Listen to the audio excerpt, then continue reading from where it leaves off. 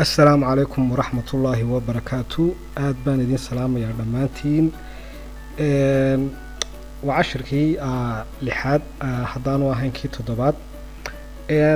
cashirkan waxaan rabaa inaan idinku tuso ama videogeena maanta wuxuu ku saabsanaan doonaa qaabka loo ogaado targetkaaga waxa uu isticmaalaya services ah.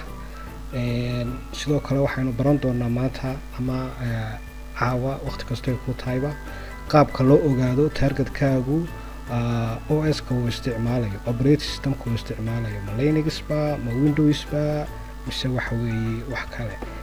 waan idinku soo dhaweynayaa dhammaantiin. waxaan leeyahay soo dhawaada.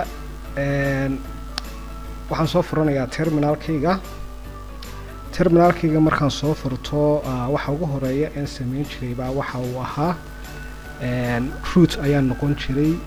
root markaan noqdo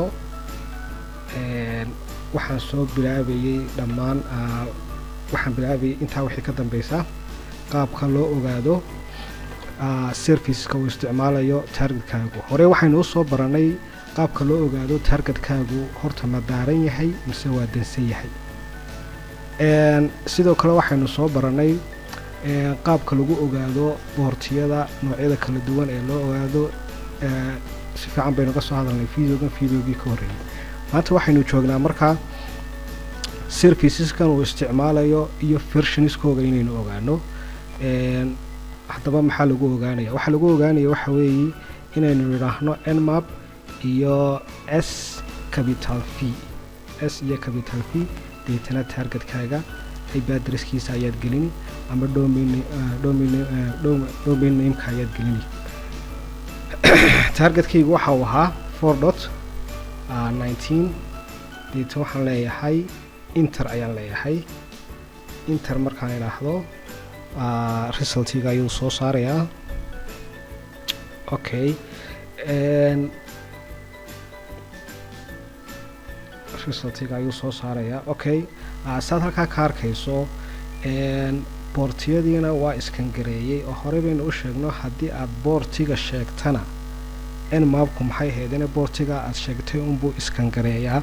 haddii aad boortiga sheegi weydana wuxuu u qaataa maxay ahayd inay disadhifola kunka ugu horeeya ama kunka ugu caansan ee boortiyada iyo brotocolada. okay saad halkaa ka arkaysa haddaba wuxuu halkan inoo soo taxay oo inoo soo dhigay waa boort numberkii. halkan wuxuu inoo soo dhigay qaabka iyo xaaladda ay ku sugan yihiin haddadan la joogo. halkan waxa uu inoo soo dhigay serviceka boortiyadan ka rangaraysan furan. halkanna wuxuu inoo soo dhigay versionskooda. maxay tahay ujeedada ka dambeysa inaynu ogaano versionskan ay serviceskan isticmaalayaan? simple versionskan haddii aad hesho waxaad raadin doontaa exploit ama maxay ahayd inay nuglaashiyo inay jiraan versionskan ka jira. adigu faa'iidooyin fara badan ayay nagu fadhiyaan inaynu helno versionska serviceskan. okay waxaan kusoo noqda haddaba commandiskiiyo qaabka loo iskangareeyo. waxaan nidhi versionska inaynu ogaano waxa weeyaan s iyo v. haddii aad og tahay service gaari inuu ka rangaraysan yahay targetkaaga, servicekaasina uu yahay tusaale ahaan kasoo qaad FTP-ga, isaga oo qura waad search garayn kartaa ama tusaale ahaan waad raadin kartaa. maxaad odhani? waxaad odhani boortiga FTP ee uu isticmaalayo serviceka ka rangaraysan iyo soo sheeg. halkaa maxaad ku arkaysaa waa FTP-gii oo keliya. boortiga uu maxay ahayd inay ka rangaraysan yahay waa 21. versionka FTP-ga uu isticmaalayna waa 2.34 weeyaan. so marka commandskeena aanu kusii soconay haddii aad u baahato serviceka oo aadan garanayn boort numberka uu ka rangaraysan yahay ama targetkaaga uu bedelo qofka system adminkii, waad raadin kartaa serviceka boortigu doonaba ha isticmaalo. taas waa qaabab lagu ogaado versionska. waxaa kaloo aynu samayn karnaa inaynu idhaahno boortiyada inta u dhaxaysa 1 ilaa iyo 100 serviceska uu targetkaygu isticmaalayo iyo versionskooga iyo tus waad samayn kartaa.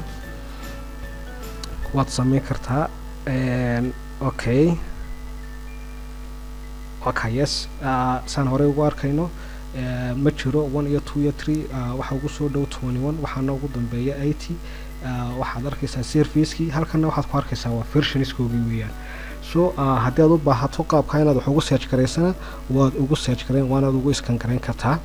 okay, targetkayga aniga waa metasploitablekii weeyaan, isaga ayaa ii ah target, isaga ayaanan ku iskan garaynaya. haddii aad domain name aad rabto inaad iskan garayso waa la mid, haddii wax kale aad rabtona waa la mid. okay, waa dhacdaa mararka qaarkood haddaba s v inay inagu filnaan weydo, ama s v waxaa dhacda mararka qaarkood inayna siin weydo version saxa.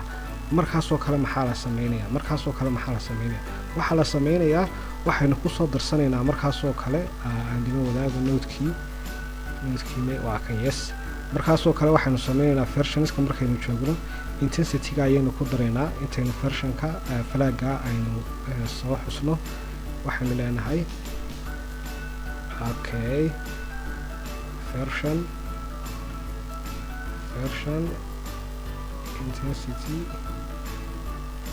okay, waxaan raacinaynaa weliba waxaan leenahay 8 jeer ka dhig. okay, maxay tan macnaheedu tahay? macnaheedu waxa weeye sorry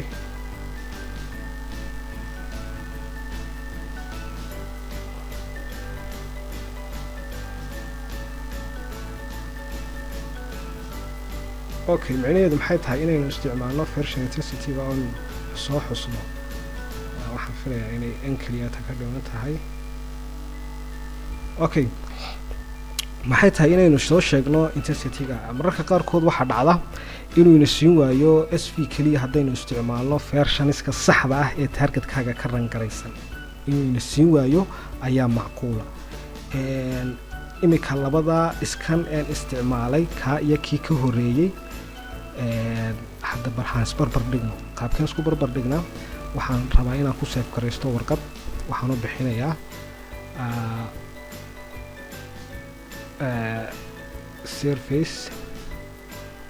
surface waxaan leeyahay surface. okay, isoo gaabi srv1 baan leeyahay .txt. optionka oo markaad isticmaasho wuxuu ku ogolaanayaa outputkan halkan inooga soo baxaya inuu warqad kuugu save gareeyo, sida halkan ka dhici doonta. waa versionka, waa markii ugu horeysay ama qaabkii markii ugu horeysay aan isticmaalayay s v keliya intensity-ga iyadoon aan ku jirin. markaan maxay ahayd inay qaabkan aan waxu iskan garaynayana bar hadda iyadna waxaad igu save garaysaa warqad srv2 ugu bixi .txt dheh. okay, warqad baa labada iskan aan sameeyey outputkooga laygu save garaynaya, waan idila wadaagi doonaa. okay, ls baan leeyahay, waa kuwan labadii faylba. ka hore ayaan leeyahay cat srcv. okay, 2 yes.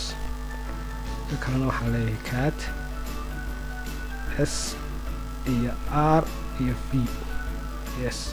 waa kuwan labada resulti aan kala helay markii aan isticmaalay intensity-ga iyo markii aanan isticmaalin. okay, saad arkayso resultiga labada qaabeen isticmaalayba waa isku mid weeyaan. soo xaaladaha qaarkood waxaa dhacda inay isku mid ku noqon waayaan oo markaad isticmaasho habkan kale ood hesho versionskii saxda ahaa ee targetkaagu isticmaalayay. markaas waa mar kale aad isticmaali karto ama waa qaab loo isticmaalo. sidoo kale waxaynu isticmaali karnaa waxaan jeclahay sidoo kale iyadna waxaa jirta qaab kale oo aynu isticmaali karno si aynu u ogaano versionska saxda. waxaynu markaa isticmaali karnaa light ayaanu isticmaali karnaa light markaan idhaahno iyada laftirkeedu waxayna siinaysaa sorry warqadii buu igu save garaynayaa. okay, override buu ku sameynayaa outputkan dambe ayaa meesha lagu save garayn. okay, ma rabo inaan save gareeyo, laakiin waxaan u socdo ama meeshaan u socdo waxay tahay mar waxaad isticmaalaysay versionka ama intensity-ga ayaad isticmaalaysay, marna light ayaad isticmaalaysaa, marna waxaad isticmaali version treeskaasina waxaa la yidhaahdaa ama waxa uu yahay in uu nmapku kuu sheego qaabka uu kusoo helay versionka. waa more details weeyaan. soo markan waxaan raacinayaa -v post saan u arko waxa backgroundka ka dhacaya. inter ayaan leeyahay, packet buu diray, device-ka halkaasa laga diray, maxay callback uu sameeyey success weeyaan. packetkaasi all informationkaasi waxay sameynayaan waa tracing weeyaan. every packet uu diraba waad raacaysaa, more details baad usii raacaysaa. so noocaasoo kalena waxaa loo yaqaanaa closed ports buu soo helay. okay closed portyadii oo dhan buu wada iskan garaynaya. okay formationkuu soo helay waxay naga anfacaya kuwan iyo waxaan filayaa badda 100 baynu ka iskan garaynay. 100kii boortigaasoo kale waa hebel baa isticmaalaya, kaasaa isticmaalaya uu xidhan yahay, laakiin boortigaasoo kale uu xidhan yahay, laakiin outputka inaga nadiiftan u baahnayn waa open. waxaan xidhan waxba kuma falayn, waxba inaguma fadhiyaan. marka aynu feed ka tagno kuwa aynaan u baahnayn waa laynaga reebaya, laakiin feed haddaynu ku darno micnaheedu waxa weeyaan itus maxaa kuwa kale. okay qaabkaas waa qaabka loo ogaado markaa serviceska iyo versionskooga. so hadda waxaan rabaa labada command aan isticmaalay isinkiina noodkiina aad ku darsan doontaan. okay waa kuwan labada command aan isticmaalay. markii ugu horeysay sv kaliya ayaan isticmaalay, waa sida normalka. sv version intensity-ga 5 4 ilaa 8 inta u dhaxaysa ood ku darsan kartaa. waa more about versionska inuu naga siiyo information fara badan. waxaan isticmaalay markii labaad waxaan isticmaalay lightka ayaan isticmaalay. sidoo kale boortiga waad ku darsan kartaa oo ina ka soo hadalnay. tracena haddaad u baahan tahay waa versionskaaga unbuu sii raacayaaye. qaababkaas waa qaababka markaa loo ogaado serviceska iyo versionskooga. waxaan rabaa iminka haddaba inaan ka hadlo aan in yar isdul istaago qaabkii kale ee loo ogaanayay operating systemka uu isticmaalayo targetkaagu. simple weeyaan. nmap ayaan leeyahay minus o capital weeyaan, o capital ama o capital weeyaan, o xarafkii waaweynaayo weeyaan. deeta targetkaaga ayaad gelin 192.168.4.1. intaanan targetkayga 4.19 targetkayga intaanan gelin waa metasploitable-ka weeyaan. ip addresska iyo waxaan rabaa systemka ku jiraba nooca uu yahay horta inaynu soo ogaano, kadibna in maamka ka soo baadhno aan isku eegno resultigaasi inay isku mid yihiin ama mid saxa ay tahay.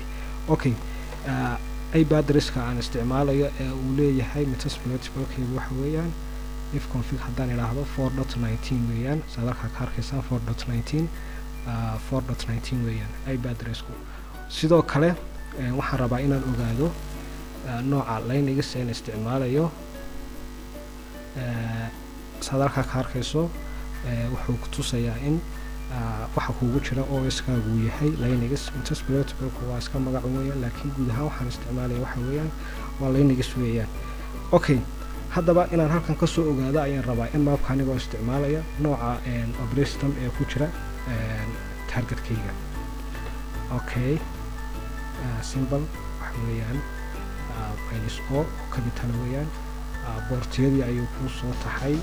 boortiyada waxaynu odhan karnaa, laakiin boortiyada okay os detection. okay cpu waa Linux kernel. si fiican baad arkaysaan baan filayaa. device-kayga waxaa ka socda ama waxa ka rangaraysan targetkaagu waa Linux weeyaan. okay waa Linux weeyaan. waxaan jecelahay Windows-kana inaan tuso kahor intaanan Windows-ka tusin inta command ee lagu ogaan karo targetkaagu hadduu waxa tahay sarkeeyo oo horey u heli weydo. waxaa kaloo lamida inaad tiraahdo laba minus os scan limit inaad tiraahdo ayaa layma sameyn kartaa. waa wax micnaa oo weyn ma soo kordhinaysa, laakiinse waxay ina siinaysaa macquula mararka qaarkood inaad arki weydo. so waa option kale oo iyadna lagu ogaan karo operating systemka uu targetkaagu isticmaalayo. same results ayuuna siinayaa isla Linux weeyaan. sidoo kale optionka kale ama qaabka kale ee lagu ogaan karona waa inaan idhaahno allscan gast inaan idhaahno weeyaan. iyada laftirkeedu waa qaabab lagu ogaado gast viewha. ixtinkiina gast ahayd no gast ma ahayn waxa weeyaan inaynu kordhino maximum integer ee uu isku dayayo oo iska inuu ogaado inaynu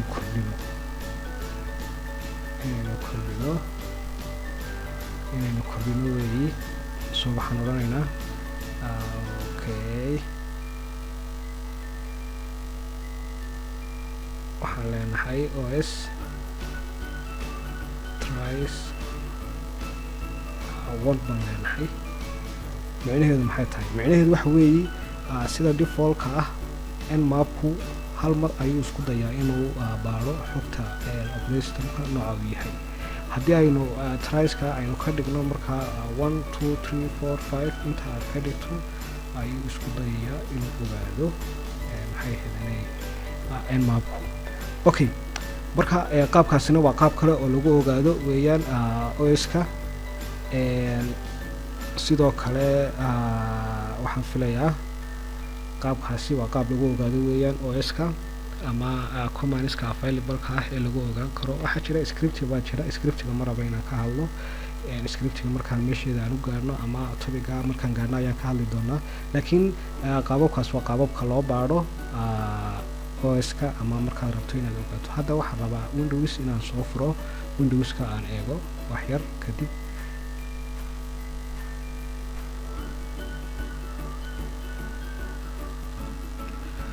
okay, windowskaygii waa kan saad halkaa ka arkaysaan.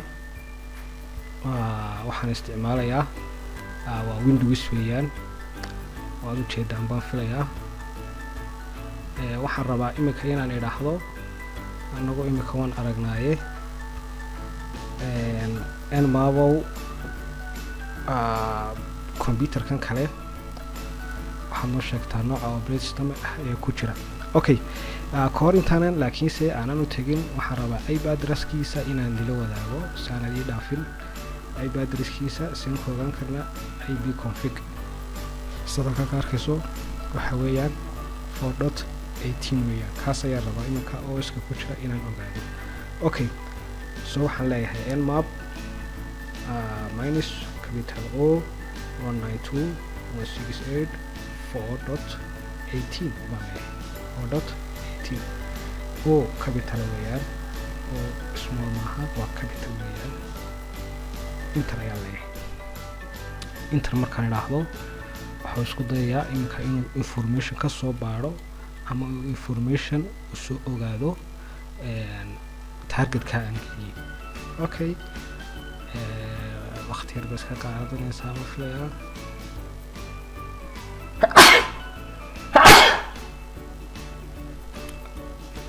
alxamdulilah.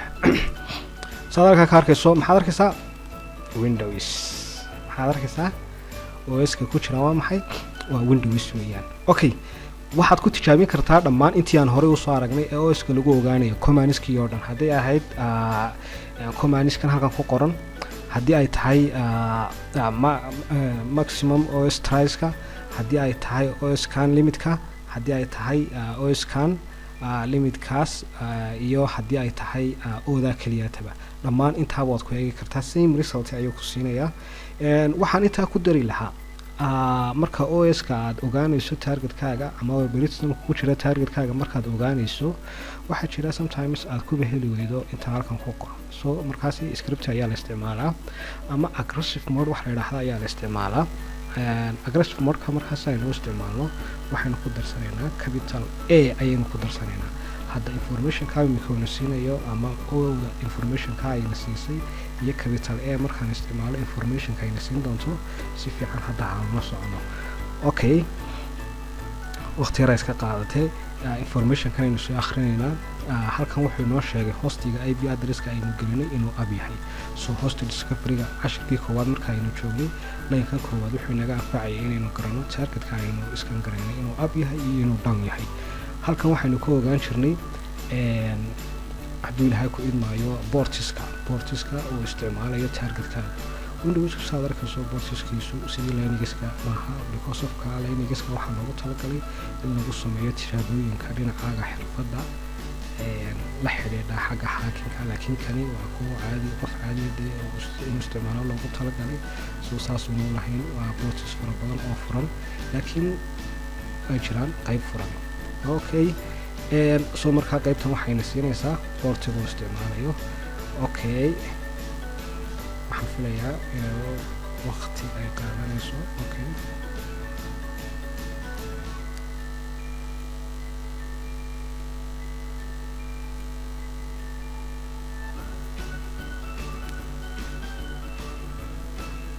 yes waa kan waa soo baxay okay markaan isticmaalay informationkan dhan ee intan leg ayaa ii soo baxay waa aggressive mode weeyaan waxay wada sameynaysaa isku mida surfacekii versionskoodii waxay sameynaysaa voice detection ayay sameynaysaa sidoo kale waxay sameynaysaa inay si aada ay u baadho voiceka ku jira targetkaaga information intii macquulana ay ku siiso information intii macquulana ay ku siiso haddaba saad halkan ka arkayso informationka inagu soo kordhay imika waxaa ka mid ah netbioska uu isticmaalayo computerkayga ama magaciisu waxa weeyaan desktop CJLOKK4 I think inay malaha sidaa ay tahay okay systemkaygaan tegayaa okay systemkayga saad halkaa ka arkayso computerka magaciisu waa maxay waa isku mid weeyaane informationkuna sini ayay haddaba ka mid tahay sababtaan mararka qaarkood ama inta badan loo isticmaalo waxay tahay information fara badan ayay iyada ku siinaysaa aggressive mode weeyaan information fara badan ayaa ku siinaysaa so wuxuu hadda halkan ina siiyey mark addresskii iyo maxay heedeenay aan idhaahdo voice namekii iyo CPU-gii iyo adigu informationka intaas leeg ayuu siiyey markaa waxaan filayaa imika inaad wax ka barateen qaababka loo iskan gareeyo voiceka iyo loogaado surfaceska boortiyada furani versionska ay yihiin assalaamu calaykum waraxmatullaahi wabarakaatu videoga intaan kusoo koobaya aad baan idin salaamaya waa markan iyo intaynu dib u kulmi doono waxaan idinkaga tegayaa assalaamu calaykum waraxmatullaahi wabarakaatu